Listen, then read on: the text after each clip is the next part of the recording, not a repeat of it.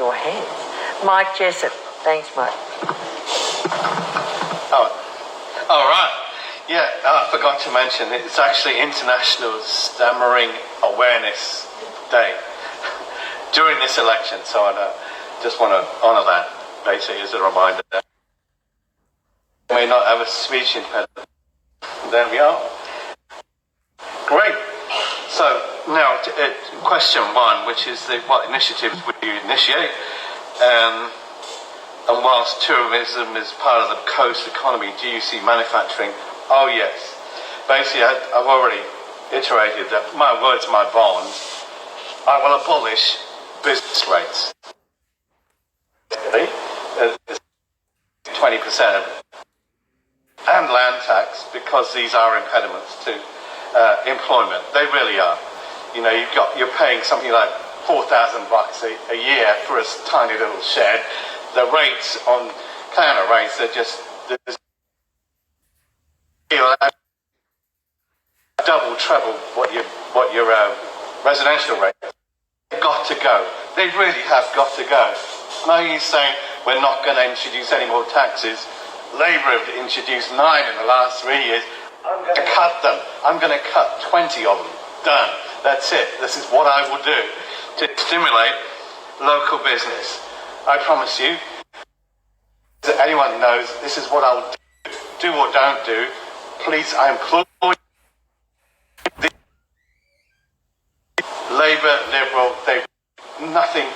They just have no business experience. They really don't. I will incorporate rent.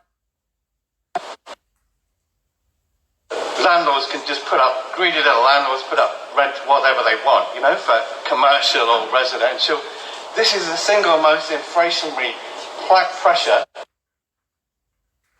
on the economy.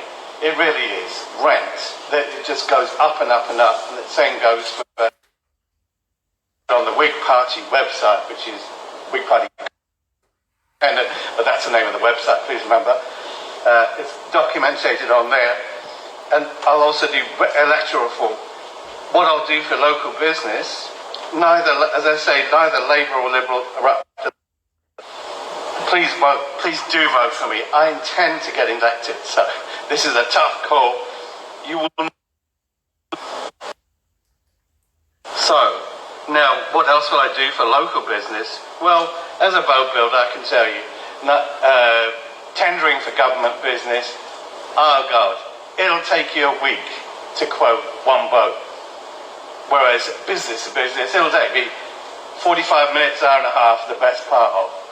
So they need to simplify and streamline that. As I say, do it. It's not save the whale. You've got about 20 things you've got to do, which is no one else's business how you operate, you know. And then you got all these local loadings and stuff, you know, all around Australia as well. But locally, I will actually make sure that happens. This is what I will do. It will be locally sourced, and they're giving it to China or anyone else. They're not subject to the same constraints that we are. This is why there's no employment. The money that we give state government, it goes abroad, basically. That's it. And the rest of it, well, 60% goes on their wages and salaries, and 40% goes on capital.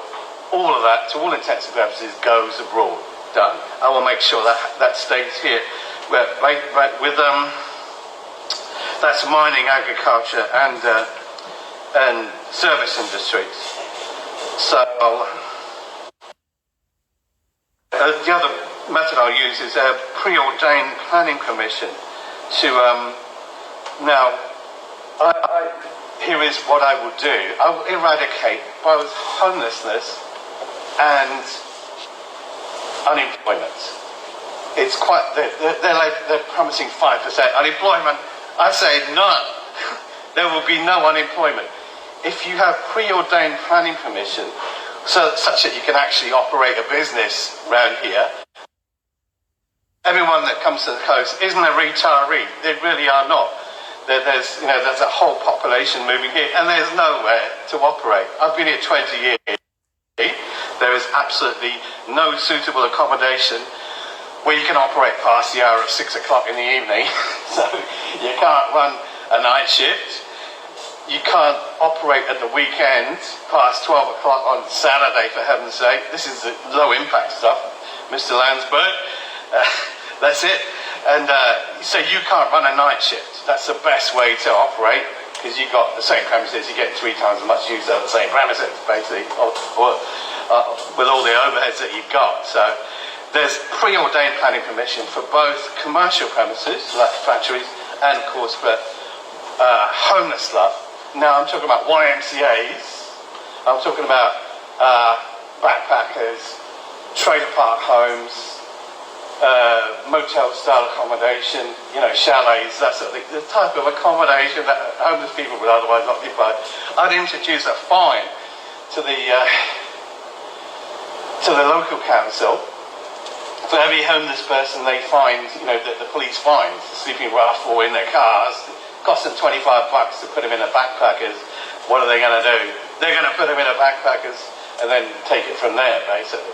So I will eradicate homelessness, I swear to you, and I will eradicate unemployment on that basis alone. Yes.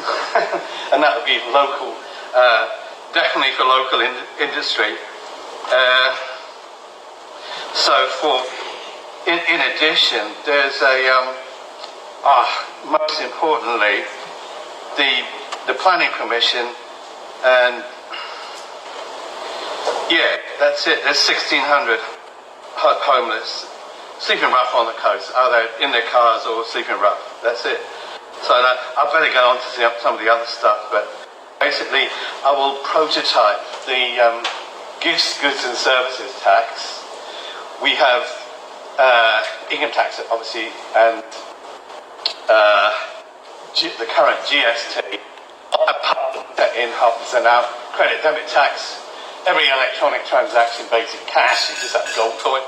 That's it. Oh, I haven't got to the rest of it. Anyway, this is local stuff, so thankfully. I'll introduce that, prototype it here. 200 billion goes to the banks every day, so 2 times 0.5% is 1%. That's 2 billion a day without any paperwork at all. Not like 100 hours of paperwork just reporting GST, which you've got on the current system, introduced by the gentleman on my left, your left, my right's party, 20 years ago. They'd be charging that on imports, but not on exports, but not on imports. They really haven't. 20 years, they've only just cottoned onto that, basically. So we've been paying a 10% tax to export. That's basically what we do, because it's not imported. So that's it. And I'll prototype that on a Queensland one. So if you've got a Queensland bank account, you won't pay stamp duty. You won't pay half the other taxes we got to do. So that's it. Yes.